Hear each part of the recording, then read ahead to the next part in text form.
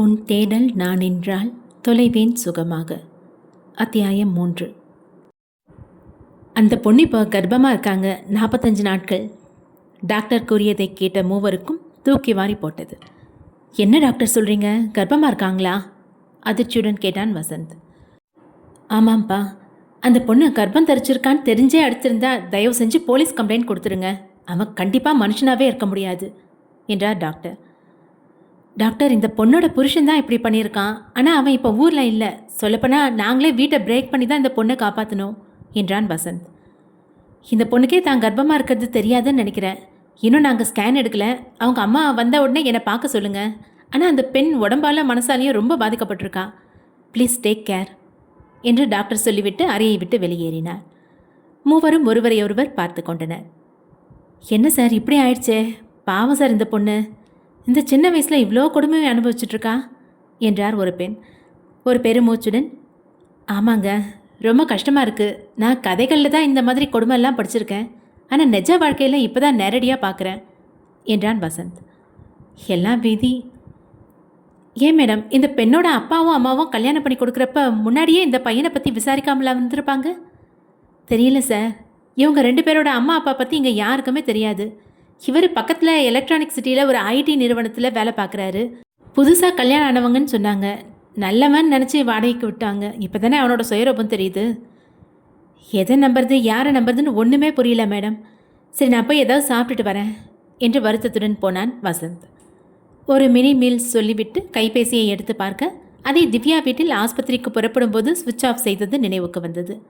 ஃபோனை ஆன் செய்த போது ஹோட்டலின் ஊழியர் சாப்பாட்டு தட்டை வைத்துவிட்டு, சார் பக்கோடா வேணுமா என்றான். இல்லை வேணாம் என்றான் வசந்த். ஒரு கவலம் சாப்பாட்டை வாயில் வைத்துக்கொண்டு கைபேசியில் வந்திருந்த மிஸ்டு கால்களை பார்த்தான். அம்மா 10 முறை கூப்பிட்டிருந்தது தெரிந்தது. சட்டென்று அவனது மனது லேசாகியது. மதியம் சாப்பிட்டியா வசந்த் என்று கேட்கத்தான் அம்மா கூப்பிட்டிருப்பாள் என்று வசந்துக்கு தெரியும். தினமும் கேட்கும் கேள்வி. ஆனாலும் அம்மாவுக்கும் சரி வசந்துக்கும் சரி அலுப்பதே இல்லை. எவ்வளவு பிரச்சனை இருந்தாலும் கோபம் இருந்தாலும் அம்மாவிடமிருந்து ஃபோன் வந்து சாப்பிட்டியா வசந்த் என்று அவள் குரலை கேட்டால் எல்லா பிரச்சனையும் விலகி சட்டென்று மனசு லேசாகி சந்தோஷப்படும் அவனுக்கு. அதே போலவே சாப்பிட்டாச்சுமா என்ற குரலை கேட்கவில்லை என்றால் புவனாவும் துடிதுடித்து போய்விடுவாள்.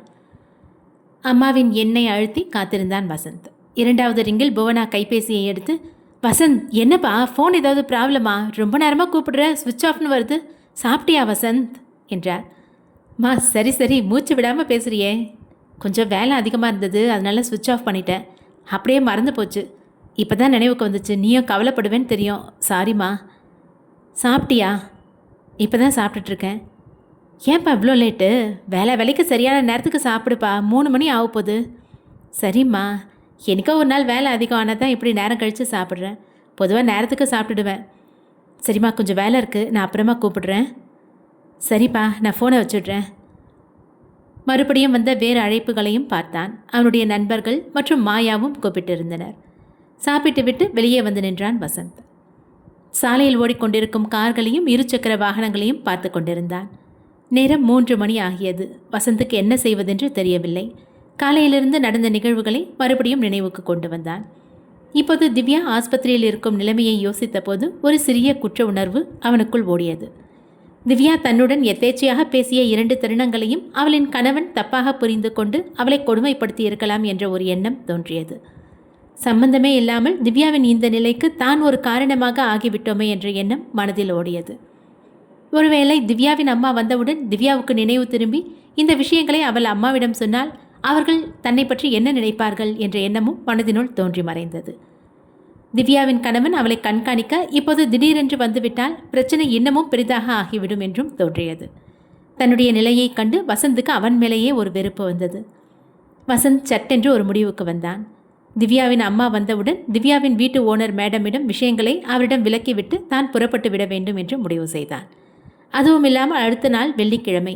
ஏற்கனவே அந்த வார வெள்ளிக்கிழமை விடுப்பு வேண்டும் என்று கேட்டதும் நினைவுக்கு வந்தது. லீவ் எடுத்துக்கொண்டு அன்று இரவே சென்னை போய்விட்டால் 3 நாட்கள் அதை மறந்து இருக்கலாம் என்று தோன்றியது. திவ்யா அனுமதிக்கப்பட்டிருந்த அறைக்கு வந்து சோர்வோடு அமர்ந்தான் வசந்த். கொடுக்கப்பட்ட மருந்தின் தாக்கத்தால் திவ்யா ஆழ்ந்த உறக்கத்தில் இருந்தாள். கைபேசி ஒலிக்க அதை எடுத்த வசந்த் மேனேஜர் காலிங் என்று இருந்ததை பார்த்துவிட்டு இணைப்பித்தான். ஹலோ வசந்த், நான் மேனேஜர் பேசுகிறேன். சொல்லுங்கள் சார். தலைவலி பரவாயில்லையா?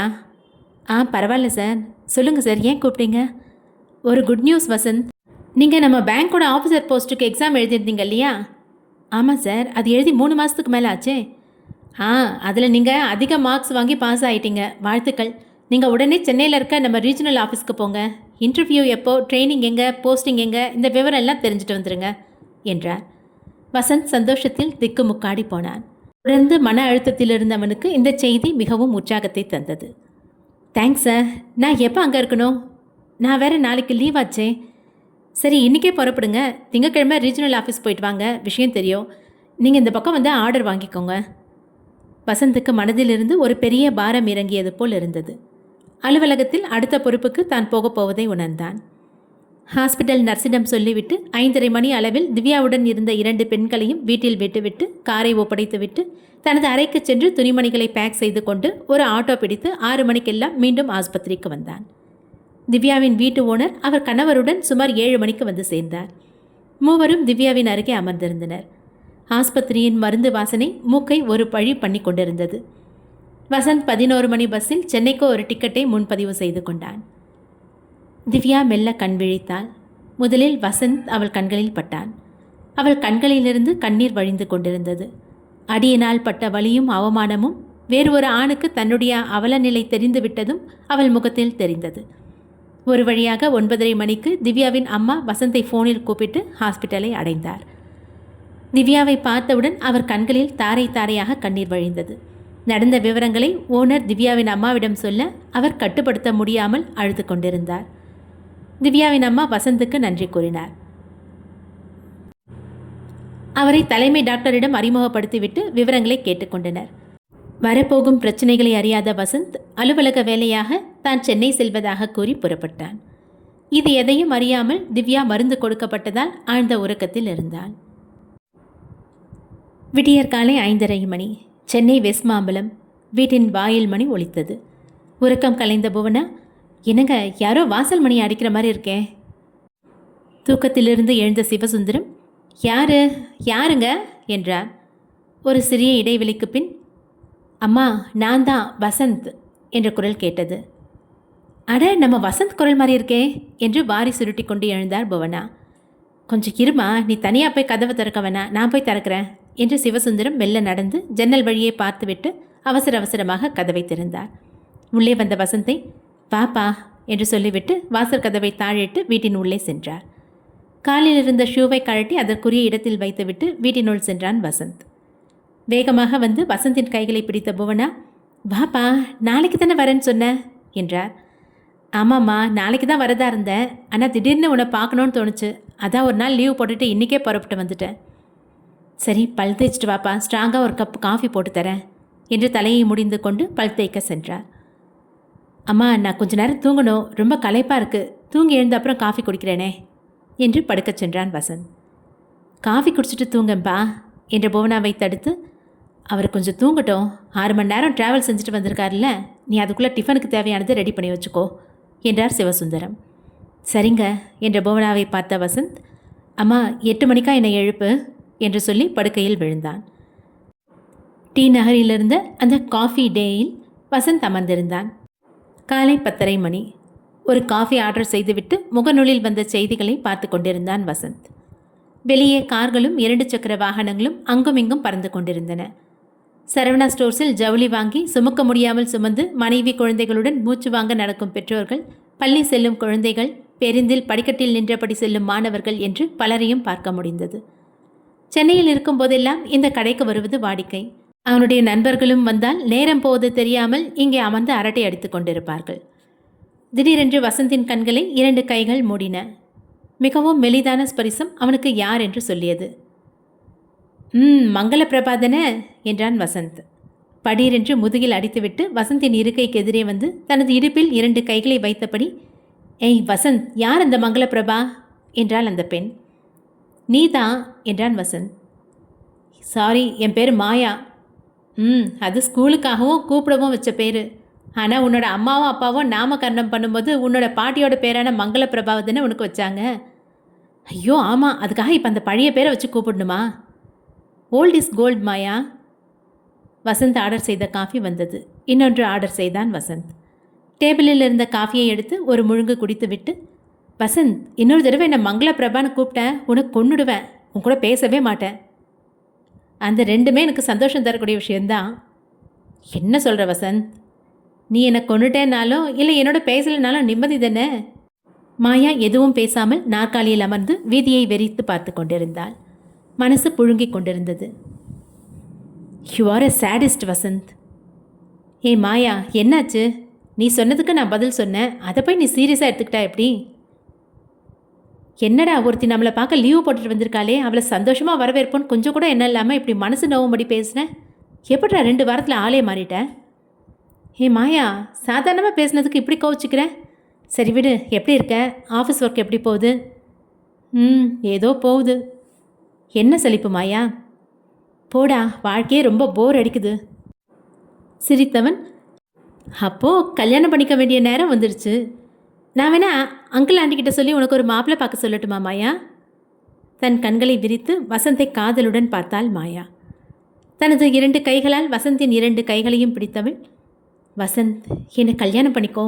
ஐ லவ் யூடா. உன்னை கல்யாணம் பண்ணிக்கிட்டா கண்டிப்பாக என்னோடய லைஃப் ரொம்ப சந்தோஷமாக இருக்கும்னு எனக்கு நம்பிக்கை இருக்குடா.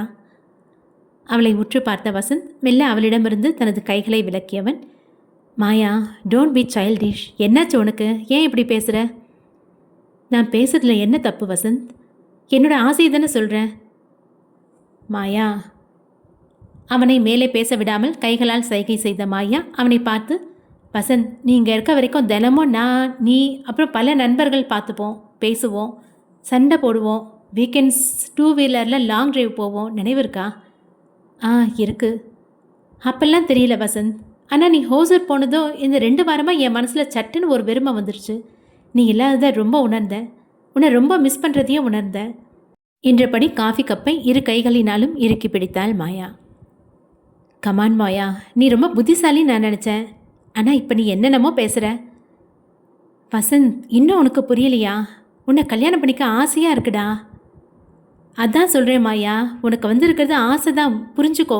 ஆசைக்காக கல்யாணம் பண்ணிக்கிட்டு நாளைக்கு அந்த ஆசை நிராசையானா நம்ம 2 பேரோட வாழ்க்கையை என்ன ஆகும்னு யோசிச்சியா? ஒன்றும் ஆகாது, நல்லா இருக்கும். மாயா, இப்போ நான் என்ன சொன்னாலும் அதை நீ ஏற்றுக்கிற நிலமையில இல்லை. ஒரு 2 நாள் யோசி, நான் சொல்கிறது புரியும். 15 நாளாக இதை பற்றி யோசிச்சு என்னோட தலையே வெடிச்சிடும் போல இருக்குது. நல்லா யோசனை பண்ணிட்டேன். நீ என்ன கல்யாணம் பண்ணிக்கோ. மாயா, ப்ளீஸ் கொஞ்சம் புரிஞ்சுக்கோ. என்னால் உன்னை கல்யாணம் பண்ணிக்க முடியாது. ஏன் முடியாது வசந்த்? நான் அழகா இல்லையா? படிக்காதவளா? 2ம் இல்லையே.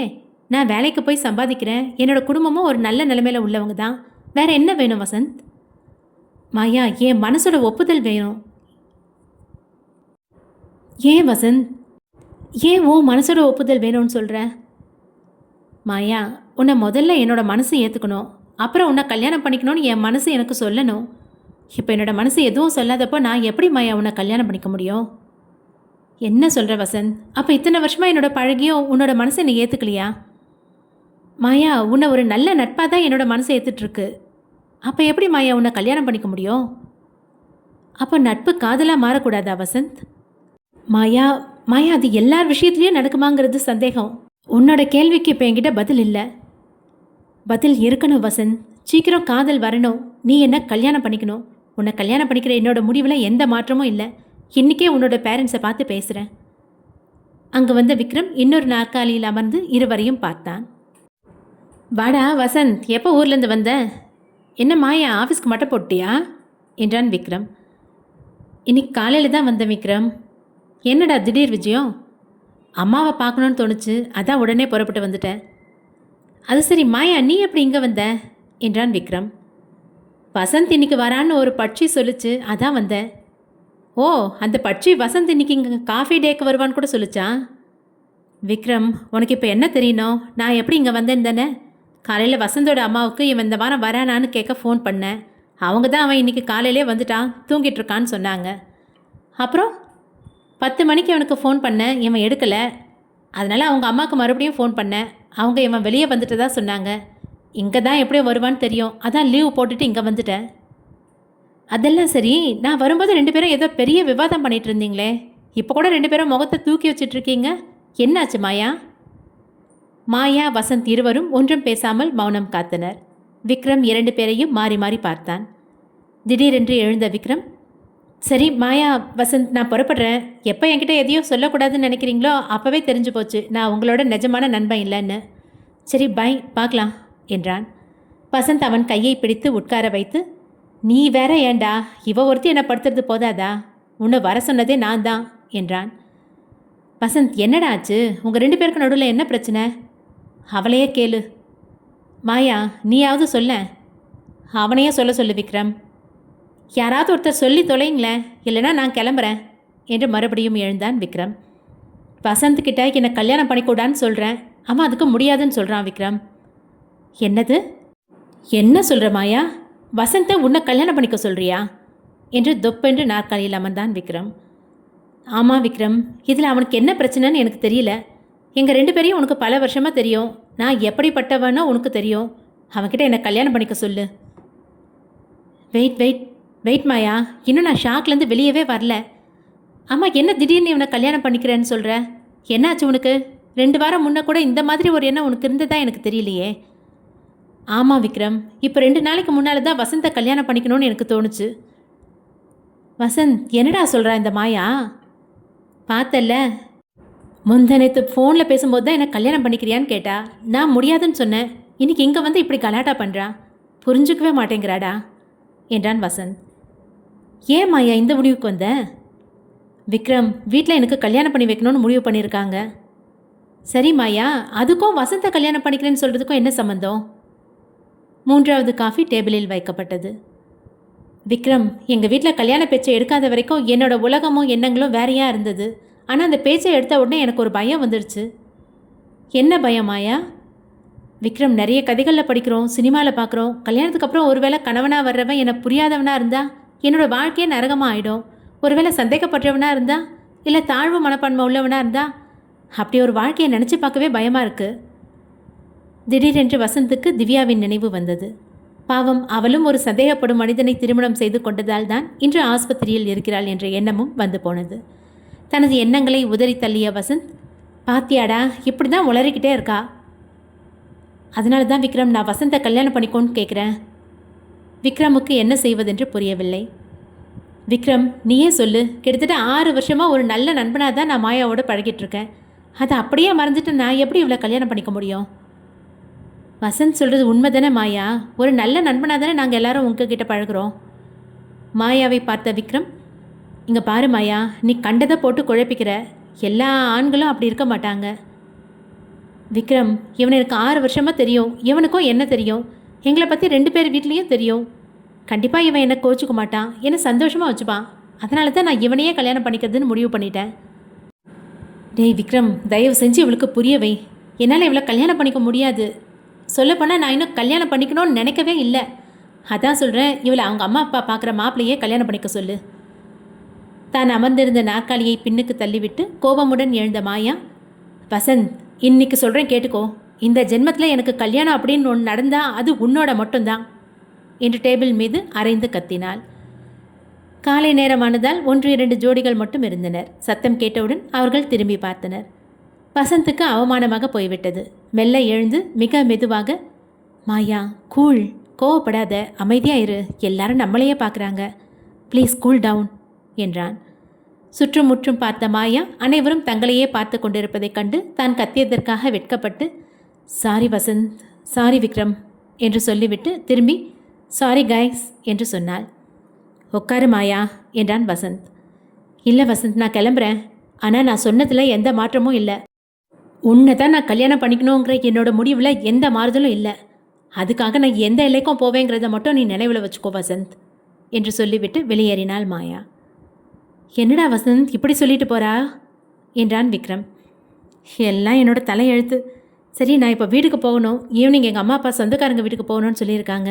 நான் அவங்ககிட்ட பேசணும், ராத்திரி கூப்பிடுறேன் என்று சொல்லிவிட்டு காஃபிக்கு உண்டான பில்லை கொடுத்து விட்டு புறப்பட்டான் வசந்த்.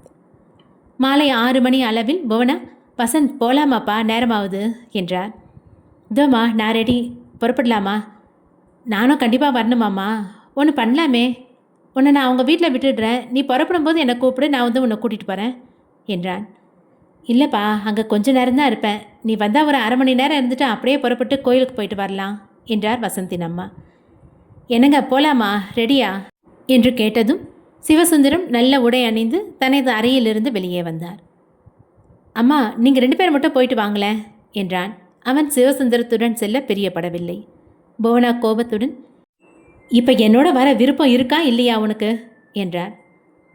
கோவப்படாதம்மா என்று சொல்லி காரை எடுத்து 10 நிமிட பயணம் கழித்து உறவினர் வீட்டை அடைந்தனர் மூவரும். வாங்க வாங்க என்று வரவேற்று அந்த குடும்பத்தினர் அவர்கள் மூவரையும் நல்ல முறையில் உபசரித்து உட்கார வைத்தனர். 3 பேருக்கும் ஒரு பெண் காஃபி வழங்கினாள். இந்த பொண்ணு தான் யாழினி, உனக்காக பார்த்துருக்கேன் என்றார் புவனா. வசந்துக்கு தூக்கி வாரி போட்டது. ஒன்றும் புரியாமல் தன் அம்மாவை பார்த்து அவர்கள் காதோரம், என்னம்மா சொல்கிற என்றான். ஆமாம் வசந்த், நான் தான் ஏற்கனவே உனக்கு ஃபோனில் சொல்லியிருந்தேனே, இவர் எனக்கு தூரத்து சொந்தம், அண்ணா முறை. கோயிலில் ஒரு நாள் பார்த்தேன், அப்போ தான் இவருக்கு கல்யாண வயசில் ஒரு பொண்ணு இருக்கிறது தெரிஞ்சது என்றார். வசந்துக்கு என்ன செய்வதென்று தெரியவில்லை. அவனுக்கு அம்மா என்றால் அவ்வளவு உயிர். இப்போது அம்மாவிடம் எதுவும் பேச முடியாத நிலை. ஏம்மா என்கிட்ட முன்னாடியே சொல்லலை என்றான் மெதுவாக. உன்கிட்ட சொன்னா நீ இப்போ கல்யாணம் வேணான்னு சொல்லுவ. அதான் சூட்டோட சூடாக இந்த விஷயத்தை முடிக்கலான்னு திடீர்னு ஏற்பாடு பண்ண. வசந்துக்கு கோபம் வந்தது. மெல்ல கண்களை சுழற்றினான். அங்கே அவன் சிவசுந்தரத்தின் முகத்தை பார்க்க நேர்ந்தது. அவர் முகத்திலும் ஒரு குழப்பம் தெரிந்தது. ஒருவேளை அவருக்கும் இதை பற்றி தெரியாமல் இருந்திருக்குமோ என்று யோசித்தான். அப்புறம் தங்கச்சி, மாப்பிள்ளைக்கு பொண்ணை பிடிச்சிருக்கான்னு கேட்டு சொல்லு, மேலே பேசலாம் என்றார் யாழினியின் அப்பா. ஆமாக்கா, சீக்கிரம் ஒரு நல்ல நாள் பார்த்து எங்கள் பொண்ணு கல்யாணத்தை முடிச்சிடலான்னு இருக்கோம். பொண்ணை பிடிச்சிருக்கா என்றார் பெண்ணின் அம்மா. என்ன மாப்பிள்ளை ஒன்றும் பேசாமல் இருக்காரு? கவலையே படாதீங்க, எங்களுக்கு ஒரே பொண்ணு தான், ரொம்ப நல்ல பொண்ணு, டிகிரி முடித்து வேலைக்கு போய்கிட்டு இருக்கு, உங்களுக்கு எல்லா விதத்துலேயும் பொருத்தமாக இருக்கும் என்றார் பெண்ணின் அப்பா. என்ன வசந்த், பொண்ணை பிடிச்சிருக்கு தானே? சொல்லிட்டேன்னா மேற்கொண்டே நாங்கள் பெரியவங்க பேசிக்குவோம் என்றார் அவனின் அம்மா. அதுமா, நான் தான் சொன்னேனே, என்ன என் பிள்ளை என்னோட பேச்சை ஒரு நாளும் தட்டமாட்டான், நீங்கள் மேற்கொண்டு ஆக வேண்டியதை பாருங்க என்றார் புவனா. சரி தங்கச்சி, என்னோட அம்மாவும் அப்பாவும் அதான் பொண்ணோட தாத்தா பாட்டியும் பார்க்கணும், அவங்க அபிப்பிராயத்தையும் கேட்கணும். கண்டிப்பா அண்ணா. அதான் அவங்க இப்போ மதுரையில் இருக்க என்னோட தங்கச்சி வீட்டில் இருக்காங்க, அவங்கக்கிட்ட பேசிட்டு அவங்க இங்கே எப்போ வருவாங்கன்னு கேட்டு விவரம் சொல்கிறேன். அவங்களும் மாப்பிள்ளையை பார்த்துட்டு அவங்க சம்மதத்தையும் வாங்கிக்கிட்டு மேலே ஆக்க வேண்டியது பார்க்கலாம். சிறிது நேரம் பேசிவிட்டு, அப்போ நாங்கள் புறப்படுறோம் என்று சொல்லிய புவனா, என்னங்க புறப்படலாமா என்றார். வலிய புன்னகையை சிந்திய வசந்த் புறப்பட எழுந்திருந்தான். யாழினி அவள் அம்மாவிடம் ஏதோ காதில் சொல்ல அதை பார்த்த புவனா, பொண்ணு என்ன சொல்லுது என்றார். ஒன்றும் இல்லை, மாப்பிள்ளைக்கு இவளை பிடிச்சிருக்கான்னு கேட்குறா என்றார் யாழினியின் அம்மா. அதெல்லாம் பிடிச்சிருக்கோம், நான் தானே சொல்லிட்டேனே கண்ணு என்று சொல்லி புறப்பட்டார் புவனா. காரில் ஏறியவுடன் வண்டியை வீட்டை நோக்கி திருப்பினான் வசந்த். வசந்த், கோயிலுக்கு போகணும்னு சொன்னேனே, ஏன் வண்டியை வீட்டுக்கு திருப்புற? அம்மா, நான் கோயிலுக்கு வர நிலையில் இல்லை, உனக்கு வேணும்னா காரை எடுத்துக்கிட்டு போ, நான் இங்கே இறங்கிக்கிறேன் என்று காரை ஓரமாக நிறுத்த முயன்றான் வசந்த். ஏன்பா கோச்சிக்கிற? மா, அதான் சொல்கிறேன்ல, எனக்கு மனசு சரியில்லை, நீங்கள் கோயிலுக்கு போயிட்டு வாங்க, நான் கொஞ்ச நேரம் கழித்து வீட்டுக்கு வரேன். பரவாயில்ல வசந்த், வீட்டுக்கே போகலாம், வண்டியை வீட்டுக்கு விடு. வீட்டை அடைந்ததும் வண்டியின் எஞ்சினை அணைத்து விட்டு கதவை ஓங்கி அரைந்து சாத்திவிட்டு விடுவிடுவென்று வீட்டின் உள்ளே சென்றான் வசந்த். தனது அறைக்குள் சென்று கதவை சாத்திவிட்டு தனது உடையை மாற்றி வேட்டியை கட்டிக்கொண்டு தனது அறையில் இருந்த நாற்காலியில் அமர்ந்தான். மொபைலில் சேமித்து வைத்திருந்த இளையராஜாவின் பாடல்களை உயிர்ப்பித்து ப்ளூடூத் வழியே ஸ்பீக்கருக்கு செலுத்தி ஒரு பாடலை ஒலிக்கச் செய்து யோசனையுடன் அமர்ந்தான். மனது முழுவதும் மாயா மற்றும் அம்மாவின் மேல் கோபம் பொங்கி வழிந்தது. இன்று சென்னைக்கே வந்திருக்கக்கூடாது என்று மனசுள் ஒரு எண்ணம் தோன்றியது. அதுவும் அம்மா தன்னை இப்படி பெண் பார்க்க கூட்டிக் கொண்டு போவார் என அவன் கனவிலும் நினைக்கவில்லை. வசந்த், வசந்த், கொஞ்சம் வெளியே வாப்பா என்று கதவை தட்டினார் அம்மா. சட்டென்று எழுந்து கோபத்துடன் கதவை திறந்த வசந்த், என்னம்மா என்றான். என்ன டிஃபன் செய்யட்டோம்ப்பா? அம்மா, எனக்கு ஒன்றும் வேணாம், நான் இன்றைக்கே ராத்திரிக்கே ஊருக்கு போகிறேன், ஆளை விடு, இனி சென்னை பக்கம் தலை வச்சே படுக்க மாட்டேன் என்று 2 கைகளையும் பட்டென்று தட்டி வணக்கம் வைத்தான் வசந்த். வரவேற்பறையில் அமர்ந்திருந்த சிவசுந்தரம் இறுகிய முகத்தோடு அமர்ந்திருந்தான். என்ன வசந்த், எதுக்கு இப்படி கோவப்படுற? எதுக்கு இப்போ ஊருக்கு போகிறேன்னு சொல்கிற? 2 நாள் ஆஃபீஸ் இல்லையே, லீவு தானே, என்ன அவசரம் என்றார் புவனா. மா, என்னம்மா இது, எதுவுமே நடக்காத மாதிரி பேசுகிறேன், உனக்கு நிஜமாவே புரியலையா இல்லை புரியாத மாதிரி நடிக்கிறியா? நிஜமாவே புரியல வசந்த், நான் என்ன தப்பு பண்ணேன்? ஏம்மா, இன்னைக்கு அந்த பொண்ணை பார்க்க தான் என்ன அங்கே கூட்டிகிட்டு போனியா?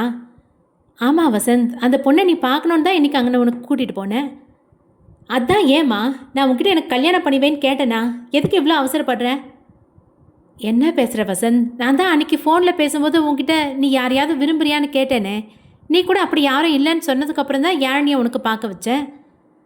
மா சொன்னேம்மா, ஆனால் இன்றைக்கி பொண்ணு பார்க்க போகிறோன்னு ஒரு வார்த்தை என்கிட்ட ஏம்மா சொல்லலை? சின்ன குழந்தைய தரன்னு பள்ளிக்கூடத்தில் போய் சேர்க்குற மாதிரி என்னை கூட்டிகிட்டு போய் பொண்ணு பாருன்னு சொல்கிற? கோபத்தில் சத்தம் போட்டான் வசந்த். இல்லைப்பா, உனக்கு ஒரு கல்யாணம் பண்ணி பார்க்கலான்னு தான் ஆசைப்பட்டேன். அதான் இப்போ நீ வந்திருக்கும் போதே பொண்ணை பார்த்துடலான்னு. ஏங்க நீங்களாவது கொஞ்சம் இவங்கிட்ட சொல்லுங்களேன். சிவசுந்தரம் நாற்காலியிலிருந்து எழுந்து மெல்ல நடந்து வந்து, நீ பண்ணது கொஞ்சம் கூட நல்லா இல்லை பவனா. நீ பொண்ணு பார்க்க தான் அவங்க வீட்டுக்கு போகணுங்கிறது எனக்கே அங்கே போன அப்புறம் தான் தெரிஞ்சது. சரி, என்கிட்ட சொல்லணும்னு உனக்கு இஷ்டம் இல்லைனாலும் அவர்கிட்ட நீ முன்னாடியே சொல்லியிருக்கணும். அதுதான் நியாயம் என்றார். என்னங்க நீங்களும் இப்படி சொல்கிறீங்க? உங்ககிட்ட சொல்லக்கூடாதுன்னு இல்லை, நான் தான் அன்றைக்கே வசந்துக்கு ஒரு பொண்ணு பார்க்கணுன்னு சொன்னனே என்றார் புவனா. அது சரி புவனா, ஆனால் இதுக்காக தான் அங்கே போகிறோன்னு முன்னாலேயே நீ அவர்கிட்ட சொல்லியிருந்தா ஒரு நல்ல மனநிலையில் அவர் வந்திருப்பார்ல. இல்லை புவனா, நீ என்கிட்டயும் சொல்லலை, அதே மாதிரி அவர்கிட்டையும் சொல்லலை. ரொம்ப தப்பு, இப்படி நீ பண்ணியிருக்கக்கூடாது என்றார். அங்கே ஒரு பெரிய அமைதி நிலவியது. வசந்த், அம்மா தப்பாக எதுவும் பண்ணலப்பா. உனக்கு ஒரு கல்யாணம் பண்ணி பார்க்கணுன்னு ஆசைப்பட்டேன், அது தப்பாப்பா. மா, உன்னோட ஆசையை நான் தப்பு சொல்லலை. ஆனால் நான் இப்போ கல்யாணம் பண்ணிக்கிற நிலையில் இருக்கேன்னா என்னோட மனநிலை எப்படி இருக்குன்னு நீ என்கிட்ட கேட்கலையேங்கிறது தான் எனக்கு கோவம். நீ உன் புருஷன்கிட்ட கூட சொல்லலை போல இருக்கே. அது என்னப்பா உன் புருஷன்? உன் அப்பான்னு சொல்லக்கூடாதா? வசந்த் அமைதியாக இருந்தான். வசந்த், நீ உன்னோட அப்பா கிட்ட பேசி கிட்டத்தட்ட 20 வருஷம் ஆச்சு. நீ பண்ணது எந்த விதத்துலையும் நியாயம் இல்லை. அப்படி அவர் மேலே என்னப்பா உனக்கு கோவம் என்று கண்ணீர் விட்டார். அவனா, போம்மா, போய் ராத்திரி டிஃபனுக்கு ஏற்பாடு பண்ணு. தேவையில்லாமல் அவரை ஏன் கேள்வி கேட்டு தொல்லை பண்ணுற என்றார் சிவசுந்தரம். நீங்கள் சும்மா இருங்க. இப்படி பேசி பேசி என்னோடய வாயை அடைச்சிட்டு அவன் இன்னும் உங்ககிட்ட பேசலை. இது ரொம்ப தப்பு. என்னமோ பண்ணுமா, அவர் ஏதோ 2 நாள் உன் கூட நிம்மதியாக இருக்கலான்னு வந்திருக்காரு. நீ சண்டை போட்டு அவர் மனசை காயப்படுத்துறாத. அப்புறம் அவர் ஊருக்கு போனதும் தினமும் என்கிட்ட அழுதுட்ருக்காத என்று சொல்லி தனது அறைக்கு சென்றார் சிவசுந்தரம். சொல்லு வசந்த், அவரோட நீ பேசாமல் இருக்கிறதுக்கு என்ன காரணம்? எல்லாம் என்னோட தப்பு. நான் உன்னை வளர்த்த விதம் சரியில்லைன்னு நினைக்கிறேன். அவரை மாதிரி ஒரு நல்ல மனுஷனை நீ பார்த்துருக்கவே முடியாது. உனக்கு அவரை பற்றி என்ன தெரியும் என்று புவனா சொல்லி கொண்டு இருக்கும் போதே, புவனா, இப்போ வாயை மூடிக்கிட்டு உள்ளே போய் உன்னோட வேலையை பார்க்க போறியா, இல்லை நான் வீட்டை விட்டு வெளியே போகட்டுமா என்று சத்தமிட்டு அலறினார் சிவசுந்தரம். இரவு மணி 9 நெருங்கிக் கொண்டிருந்தது. வசந்த் வீட்டின் மேல் தளத்திலிருந்த சுற்றுச்சுவர் மீது அமர்ந்து வெளியே சாலையை பார்த்து கொண்டிருந்தான். சாலையோர விளக்குகள் வெளிச்சத்தை தூவி கொண்டிருந்தன. வேலை முடிந்து வந்த எஜமானர்களின் விசுவாச கார்கள் தூக்கத்தை ஆரம்பித்திருந்தது. 2-3 தெரு நாய்களும் அந்த கார்களின் அடியில் சயனத்தில் இருந்தன. சற்று முன் சிவசுந்தரம் போட்ட சத்தத்தால் வசந்த் கொஞ்சம் ஆச்சரியப்பட்டு போனான். அவர் அதுபோல் சத்தமிட்டு இதுவரை அவன் பார்த்ததில்லை. அதுவும் அம்மாவிடம் மிகவும் பாசமாகவும் அனுசரணையாகவும் நடந்து கொள்ளும் அவர் இப்படி தன் நிலை இழந்து சத்தமிட்டது வசந்துக்கு யோசனையாக இருந்தது. எதுக்காக அவர் அப்படியே சத்தம் போட்டார்? அம்மா பேசி முடிக்கிறதுக்கு முன்னாடி அவர் அப்படி சத்தம் போட என்ன காரணம்? தனக்கு கடந்த 3 நாட்களாய் வந்து கொண்டிருக்கிற பிரச்சனைகளை பற்றி யோசித்து யோசித்து வசந்துக்கு ஒன்றும் புரிப்படவில்லை. திடீரென திவ்யாவின் நினைவு வந்தது. நேற்று அவளை ஆஸ்பத்திரியில் சேர்த்துவிட்டு இரவு புறப்பட்டு சென்னை வந்தது வரை மனதிற்குள் ஒரு குறும்படம் ஓடியது. இப்போ திவ்யா எப்படி இருப்பா? உடம்பு நிலைமை கொஞ்சம் தேறி இருக்குமா? பேச முடிஞ்சிருக்குமா என்று யோசித்தான். திவ்யாவின் உடல்நிலை தற்போது எப்படி இருக்கிறது என்று தெரிந்து கொள்ள விரும்பினான். கைபேசியை எடுத்து திவ்யாவின் வாட்ஸ்அப் எண்ணுக்கு சென்றான். கூப்பிடலாமா என்று யோசித்த போது மனதிற்குள் ஒரு தயக்கம் வந்தது. ஏற்கனவே அந்த பெண்ணுக்கு தன்னால் ஏற்பட்ட பிரச்சனை நினைவுக்கு வந்தது. திவ்யாவின் வீட்டு ஓனரின் கைபேசி எண்ணும் தெரியாததால் யாரை தொடர்பு கொண்டு திவ்யாவின் உடல்நிலை பற்றி கேட்பது என்று வசந்துக்கு புரியவில்லை. நீண்ட நேரம் யோசித்துவிட்டு ஒரு பெருமூச்சுடன் கைபேசியை பார்த்தான். திவ்யாவின் வாட்ஸ்அப் சாட்டில் திவ்யாவின் ப்ரொஃபைலை கொண்டு அவரது அலைபேசி எண்ணை அழைத்தான். நீங்கள் அழைத்த வாடிக்கையாளரின் சுவிட்ச் ஆஃப் செய்யப்பட்டுள்ளது என்ற செய்தி ஒளிபரப்பாகியும் வசந்துக்கு ஒரு சலிப்பு வந்தது. மனதெங்கும் குழப்பங்களும் 1000 கேள்விகளும் வசந்துக்குள் எழுந்தன. திவ்யாவுக்கு என்ன ஆச்சுன்னு தெரியலையே. மாயா வேற ஏன் இப்படி நடந்துக்கிறா? அம்மா எதுக்காக கல்யாணத்துக்கு இப்படி அவசரப்படுறாங்க? அப்பா எதுக்கு அவ்வளோ சத்தம் போட்டாரு? யோசித்த வசந்த் பெருமூச்செறிந்தான். ஏதோ நிழலாட திரும்பிய வசந்த் அங்கே விக்ரம் நிற்பதை கண்டான். வாடா விக்ரம் என்றான். என்னடா ஆச்சு? 1/2 மணி நேரமாக கூப்பிட்டுக்கிட்டே இருக்கேன், நீ ஃபோனை அட்டன் பண்ணவே இல்லை. என்னாச்சு? கீழே அம்மாவோட முகமும் சரியில்லை. ஒரு நீண்ட பெருமூச்சுடன் ஒன்றும் இல்லை விக்ரம் என்றான். வசந்த், என்னடா ஒன்றும் இல்லை, உன்னோட முகத்தை பார்த்தாலே தெரியுதே என்னமோ பிரச்சனை இருக்குது. எதுவாக இருந்தாலும் சொல்லி தொலை. மனசுக்குள்ளேயே வச்சுருந்தா குழப்பம் அதிகமாகி சரியான முடிவு எடுக்க முடியாமல் போயிடும். விக்ரம், நல்ல சீரான வேகத்தில் போய்கிட்டு இருக்க ஒரு புகை வண்டியில் திடீர்னு குண்டு வெடிச்சா என்ன ஆகும்? என்ன வசந்த், ஒரு சம்மந்தமும் இல்லாமல் பேசுகிற? நீ பதில் சொல்லு விக்ரம். என்ன, குண்டு வெடிச்சா அந்த வண்டியில் இருக்க எல்லாரும் காலி, இல்லைன்னா ஆயிலுக்கும் இருக்கிற மாதிரி ஏதாவது ஒரு வேதனை நம்மோட இருக்கும். என்னோட நிலைமையும் அப்போ அப்படி தாண்டா இருக்குது. என்னடா சொல்கிற? கொஞ்சம் புரியும்படியாக சொல்ல. வாழ்க்கை எனக்கு ஒரு புது அனுபவத்தை கொடுத்துருக்கு விக்ரம். இது வரைக்கும் நான் பார்க்காதது. ஒரு 4 நாளில் ஒருத்தரோட வாழ்க்கையை புரட்டி போடுற விஷயங்கள் நடந்தால் அவனால் என்ன பண்ண முடியும்? வசந்த், சத்தியமாக எனக்கு ஒன்றும் புரியல. என்ன நடந்துச்சுங்கிறத சொல்லு.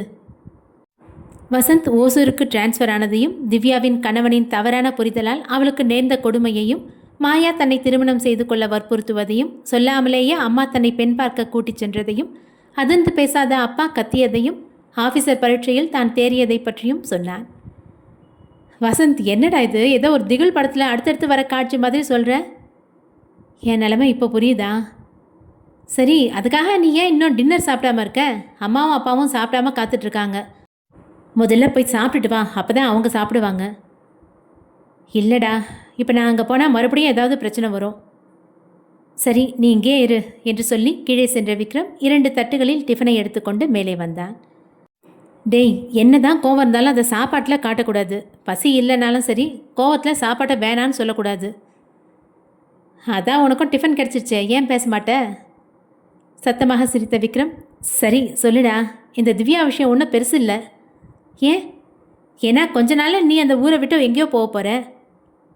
ஆனாலும் அந்த பொண்ணோட இந்த நிலைமைக்கு நான் ஒரு காரணமாக இருந்துட்டேனே, அதான் கொஞ்சம் மனசு கஷ்டமாக இருக்குது. நீ என்ன வேணும்னா பண்ண, உதவி பண்ண, அப்புறம் உன்னோட பேங்க் சம்மந்தமாக பேசின. தப்பாக புரிஞ்சுக்கிட்டது அந்த பொண்ணோட புருஷனோட தப்பு. அந்த மாதிரி ஒரு புருஷன் கிடைச்சது அந்த பொண்ணோட தலையெழுத்து. உன் மேலே ஒன்றும் தப்பு இல்லைடா, அதனால் வீணாக கவலைப்படாத. ஆனால் மனசுக்கு கஷ்டமாக இருக்குடா. உண்மைதான், என்னதான் நம்ம நேரடியாக ஒருத்தரோட பிரச்சனைக்கு காரணம் இல்லாமல் இருந்தாலும் அது நம்மளால தான் நினைக்கிறது உண்மையிலேயே உன்னோட நல்ல மனசை காட்டுது. அந்த நிகழ்வியை மறந்துடுடா. சரி, இந்த மாயா இப்படி பைத்தியம் மாதிரி பேசுகிறாளேடா, அதில் தப்பு இருக்க மாதிரி எனக்கு தெரியல வசந்த். என்ன சொல்கிற விக்ரம்? அது அவளோட விருப்பம். அவள் உன்னை கல்யாணம் பண்ணிக்கிறேன்னு சொல்கிறதுல எந்த தப்பும் இல்லை. அவளோட நிலைமை, மனசில் இருக்க கவலைகள், எதிர்காலத்தை பற்றின பயம், இதெல்லாம் தான் அவளை உன்னை நோக்கி தள்ளி இருக்கு. புரியலடா. இங்கிலீஷில் ஒரு பழமொழி இருக்குது வசந்த், தெரியாத தெய்வத்தை விட தெரிஞ்ச பிசாசு மேலுன்னு சொல்லுவாங்க. ஒருவேளை நீ அந்த பிசாசாக இருக்கலான்னு அவன் நினைக்கிறாளோ என்னமோ. அடப்பாவி, நான் என்ன அவ்வளோ மோசமா? Just for joke Vasanth. அவளோட மனசில் உன்னை கல்யாணம் பண்ணிக்கிட்டா அவளோட வாழ்க்கையில் எந்த குழப்பமும் இருக்காதுன்னு அவன் நம்புறா. அதான் உன்னை ப்ரப்போஸ் பண்ணுறா. ஆனால் விக்ரம், எனக்கு அவளை கல்யாணம் பண்ணிக்க கொஞ்சம் கூட விருப்பம் இல்லை. நட்பு காதலாக மாறுறதை என்னால் ஏற்றுக்கவே முடியாது. வசந்த், அவளோட விருப்பம் உன்னை கல்யாணம் பண்ணிக்கிறது. ஆனால் உனக்கு அவளை கல்யாணம் பண்ணிக்க விருப்பம் இல்லை. நீ அவகிட்ட இப்போ நான் திருமணம் பண்ணிக்க மாட்டேன்னு சொல்ல சொல்ல அவளுக்கு பிடிவாதம் அதிகமாகும். அது பெரிய சிக்கலில் கொண்டு போய் விட்டுடும். அப்போ நான் என்ன தாண்டா பண்ணுறது? கொஞ்சம் அமைதியாக இரு. எப்படியோ நீ ஓசூர் போயிட போகிற, மாதம் 2 நாள் வரப்போகிற. மெல்ல மெல்ல அவளுக்கு புரிய வைக்கலாம். எனக்கு கொஞ்சம் கூட இப்போ கல்யாணம் பண்ணிக்கிற ஆசை இல்லை விக்ரம். சரி, இப்போ அம்மா வேறு பொண்ணு பார்த்துருக்காங்களே, அவங்கக்கிட்ட என்ன சொல்ல போகிற? அம்மாவோட மனசை என்னால் எந்த காலத்துலேயும் காயப்படுத்த முடியாது. அம்மா தான் எனக்கு எல்லாம். எனக்கு இருக்க ஒரே உறவு என்னோட அம்மா மட்டும்தான். அதனால தான் இன்றைக்கி அம்மா என்னை கேட்காம பொண்ணு பார்க்க ஏற்பாடு பண்ணப்போவும் அவங்கக்கிட்ட என்னால் கோச்சிக்க முடியல விக்ரம். ஆனால் நீ ஏன்டா அவங்க அப்பா கிட்ட பேசுகிறதே இல்லை? அவர் மனசு எவ்வளோ வருத்தப்படும். என்னமோ தெரியல விக்ரம், அப்படியே ஆயிடுச்சு. எதனால் ஆச்சு, எப்போ, எங்கே, எப்படி ஆரம்பிச்சதுன்னு எனக்கு தெரியல. அவர் மேலே அன்பும் இல்லை, கோபமும் இல்லை, விருப்பம் இல்லை, வெறுப்பும் இல்லை. எல்லாம் தலையெழுத்து என்றான். என்னடா வயசானவன் மாதிரி பேசுகிற? ஆனால் ஒரு நண்பனாக சொல்கிற, நீ பண்ணுறது நிச்சயம் சரியில்லை. வசந்தின் கைபேசி ஒலிக்க அதை எடுத்த வசந்த் குரல் கேட்டு முகம் மாறினான். என்னடா வசந்த், ஃபோனில் யாரு? அடுத்த தலைவலி, அம்மா எனக்காக பார்த்த பொண்ணு யாழினி என்றான். அடுத்த அத்தியாயம் விரைவில் தொடரும். நன்றி.